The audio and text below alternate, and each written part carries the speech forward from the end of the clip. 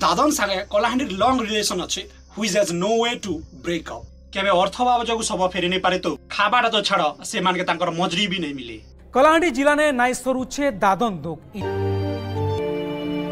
Here is report from Kalahandi गाँ भूई छाड़ी कर 2 पैसा कमाओ बोली करी जाइथिले दादन खड़ी तेलंगाना रो हैदराबाद के दादन खड़ी जैसन तो दादन खड़बे खान हेले खाबाट तो छाड़ से मान के तांकर मजरी भी नहीं मिली। डिस्ट्रिक्ट लेबर ऑफिसर जीतम माझी जेतकी बेले दादन खड़ी जिथवा परिवार मान ठारू कंप्लेन रिसीव कले सेतकी बेले लोकल अथॉरिटी संगे कोऑर्डिनेटेड करी से मानकर सेफ रिटर्न रो सुविधा करेथिले।